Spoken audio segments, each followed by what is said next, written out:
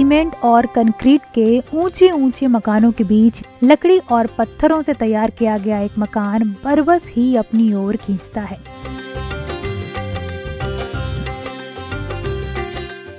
देहरादून स्थित विकासनगर के जौनसार बावर जनजातीय क्षेत्र के नगांव गांव में ये मकान पिछली 7 पीढ़ियों का गवाह है, लेकिन आज भी इसका वही आकर्षण बरकरार है। 137 साल पहले बना ये मकान काष्ठकला का अद्भुत उदाहरण है। ये तो बहुत पुराना दादा नाना के बना हुआ है। ये है 1884 का बना हुआ। करीब 137 साल पहले जब इस 3 मंजिला इमारत का निर्माण हुआ, उस समय देश में अंग्रेजों का शासन था। इसकी बुनियाद में पत्थरों का इस्तेमाल किया गया है, जबकि ऊपरी ढांचा लकड़ी का बना है। 100 साल से पहले के वक्त की नक्काशी और कला को समेटे ये मकान आज भी उसी तरह शान से खड़ा है। ये नीचे वाले पिलर तो है पत्थरों के बने हुए, बल्कि ये पिलर तो बहुत दूर से ला रखे, उधर सैया से ऊपर रिखा गांव है, वहां से ला रखे इसको। और जो ऊपर वाले ये लकड़ी के ही बने हुए हैं। वर्तमान में इस मकान के मालिक हरदेव सिंह तोमर हैं। उन्हें अपने दादा नाना से ये विरासत धरोहर में मिली है, जिसे उन्होंने संजो कर रखा है।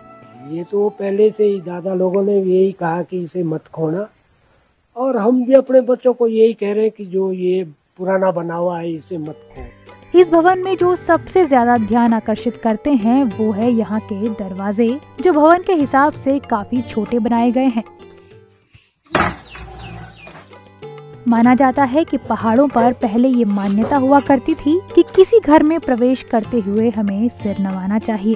अब दरवाजे उस टाइम ज्यादातर चोरों चारों का डर रहता था ना, तो उसी वजह से अंदर को जो है झुक के ही जाना पड़ता था।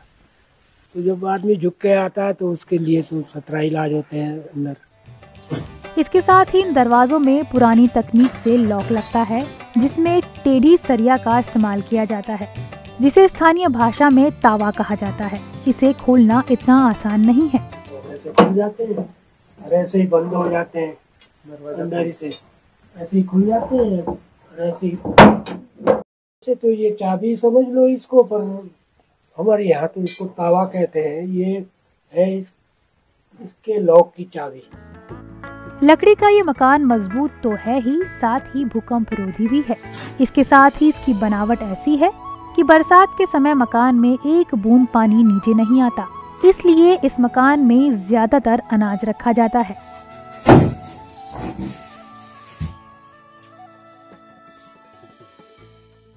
गोदामी समझ लो इसको, अपने भंडार समझ लो। चावल आटा और सामान भी रखते हैं, जैसे पिसा हुआ अनाज है। सच में चाहे ये मकान 137 साल पुराना हो, लेकिन उस वक्त की सोच आज के मुकाबले कहीं आगे नजर आती है।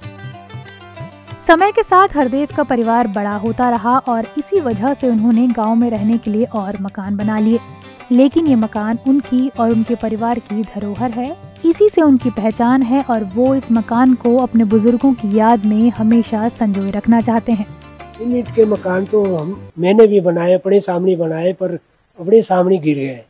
और ये देख लो कितने पुराने मकान है ये, फिर भी ज्यों की त्यों हमारी, ये लगा लो 7वीं 8वीं पीढ़ी है हमारी ये, तो फिर भी वैसे ही है।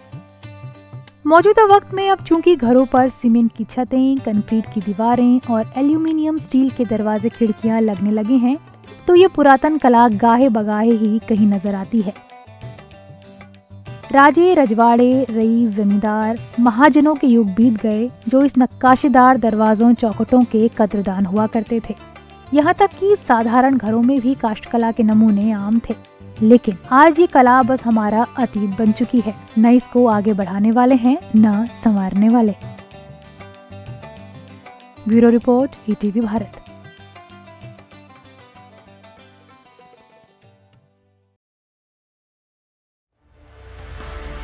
चौबीसों घंटे लगातार खबरें देखने के लिए डाउनलोड करें ईटीवी भारत ऐप।